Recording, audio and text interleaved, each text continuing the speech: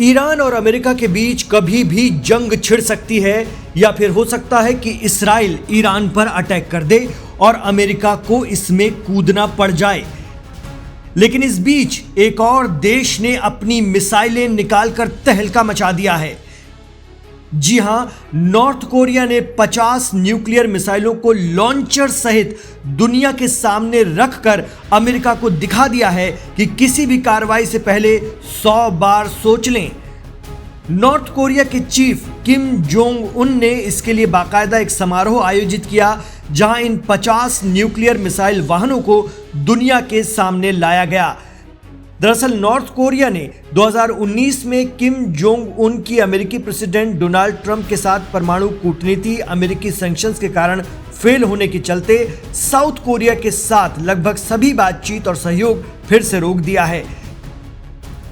South Korea America का करीबी है और नॉर्थ कोरिया कट्टर अमेरिका विरोधी।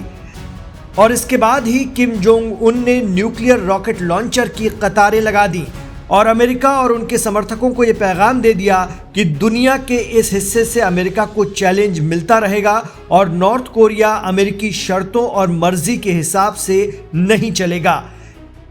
ये नॉर्थ कोरिया के सुप्रीमो किम जोंग उन के बढ़ते परमाणु सक्षम छोटी दूरी के हथियारों के जखीरे का हिस्सा हैं, जो अमेरिका समर्थित साउथ कोरिया की मिसाइल रक्षा को काउंटर करने के लिए डिजाइन किए गए हैं। इस मौके पर किम जोंग उन ने सिर्फ इतना कहा, शानदार। कहा जा रहा है कि ये रॉकेट लॉन्चर आर्टिफिशियल इंटेलिजेंस और उन्नत गाइडिंग तकनीकों से लैस हैं, जो रणनीतिक मिशन को अंजाम देने के लिए तैयार किए गए हैं और नॉर्थ कोरिया की न्यूक्लियर ताकत का प्रतीक बताए जा रहे हैं।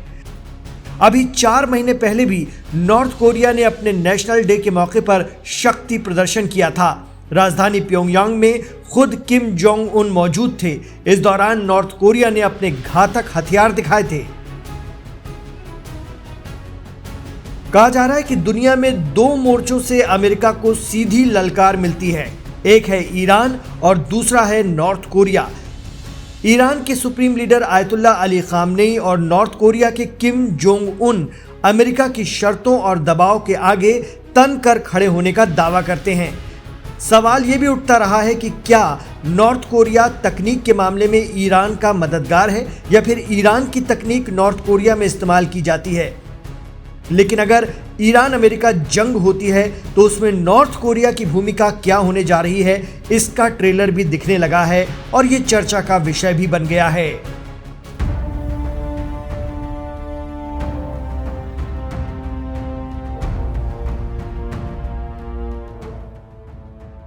इजराइल ने गाजा पट्टी में किस तरह से नरसंहार मचाया, कैसे निहत्थे लोगों की जान ली, ये किसी से छिपा नहीं है, बल्कि पूरी दुनिया ने इजराइल की इस घिनौनी करतूत को अपनी आंखों से देखा। ये भी देखा कि कैसे छोटे छोटे मासूम बच्चे अनाथ हो गए। और यही वजह है कि गाजा पट्टी आज भी पूरी दुनिया में चर्चा का केंद्र बना हुआ है। जी हाँ, इजराइल ने 3 सालों में गाजा की सरजमीन को कब्रगाह बना दिया। इतना ही नहीं, इजराइल और हमास में सीज फायर होने के बावजूद इजरायली फौज लगातार बेगुनाह फिलिस्तीनियों को निशाना बनाती रही है। यही वजह है कि इजराइल की नेतन्याहू सरकार पर नस्ली नरसंहार के आरोप भी लगते रहे हैं। इसके लिए इंटरनेशनल कोर्ट ने बेंजामिन नेतन्याहू और पूर्व रक्षा मंत्री योआव गैलेंट के खिलाफ गिरफ्तारी वारंट भी जारी किया है। इजरायली फौज की क्रूरता का अंदाजा इसी बात से लगाया जा सकता है कि गाजा का 90% बुनियादी ढांचा नेस्तनाबूद हो गया है। कई लोग अभी भी अपनों को तलाश रहे हैं, उन्हें ये नहीं पता कि वह जिंदा हैं या फिर मर चुके हैं। गाजा को लेकर अब एक और चौंकाने वाला खुलासा हुआ है, जिसने पूरी इंसानियत को झकझोर कर रख दिया है। इजराइल ने 10,800 से ज्यादा बेगुनाह फिलिस्तीनियों को अवैध ढंग से डिटेंशन सेंटर में कैद किया हुआ है, जबकि 2025 के आखिर तक 10,914 फिलिस्तीनियों को राष्ट्रीय सुरक्षा का हवाला देते हुए गिरफ्तार कर लिया गया था। इनमें से कई नाबालिग बच्चे, औरतें भी इसमें शामिल हैं। मानवाधिकार संगठनों का दावा है कि अनलॉफुल कॉन्वेंट्स का हवाला देते हुए 1200 से ज्यादा फिलिस्तीनियों को गुपचुप तरीके से गायब कर दिया गया। उनमें से अभी तक कई लोगों को पता ही नहीं चला कि वह किस हाल में। बाकी बचे लोगों का ट्रायल ही शुरू नहीं हुआ, ना ही ये बताया गया कि उन्हें किन आरोपों में गिरफ्तार किया गया। अनलॉफुल कंपोनेंट्स के तहत गिरफ्तार किए गए लोगों में ज्यादातर डॉक्टर, पत्रकार, मानवाधिकार संगठन के कार्यकर्ता समेत आम सिविलियन भी शामिल हैं। एक मीडिया रिपोर्ट्स के मुताबिक गाजा पट्टी में जारी राहत और बचाव कामों के बावजूद अभी भी 8000 से ज्यादा शव ढही हुई इमारतों के मलबे के नीचे दबे हुए हैं। यह जानकारी इलाके की सिविल डिफेंस एजेंसी ने दी है। सिविल डिफेंस के प्रवक्ता महमूद बसाल ने कहा कि सर्च और रेस्क्यू टीमें बेहद मुश्किल हालात में काम कर रही हैं। सीमित संसाधनों और उपकरणों की कमी की वजह से कई आपदा स्थलों तक पहुंचना मुश्किल हो गया है।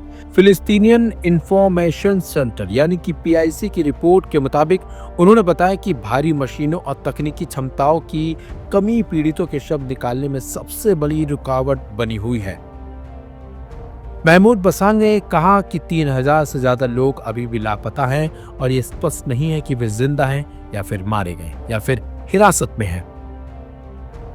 उन्होंने ये भी बताया कि लंबे समय तक मलबा हटाने में देरी होने की वजह से सैकड़ों शव सड़ चुके हैं। स्थिति सुरक्षा जोखिमों और लॉजिस्टिक समस्याओं की वजह से है और मुश्किल हो गई है।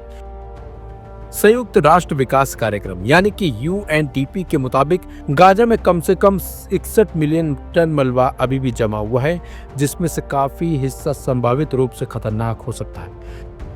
संगठन ने चेतावनी दी है कि औद्योगिक कचरा या फिर भारी धातुओं से प्रदूषण का उच्च जोखिम हो सकता है अगर इसे सावधानी से नहीं हटाया गया।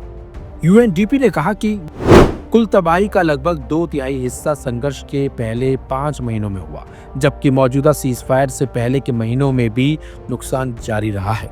मलबा हटाने की प्रक्रिया में 7 साल तक का समय लग सकता है और इसके लिए व्यापक पुनर्निर्माण प्रयासों के तहत भारी फंडिंग की जरूरत होगी। बीते 9 फरवरी को अल जजीरा की एक जांच में गाजा में कथित तौर पर 2800 से ज्यादा ऐसे मामलों का जिक्र किया गया जिनमें शवों के जमा होने का जिक्र हुआ है।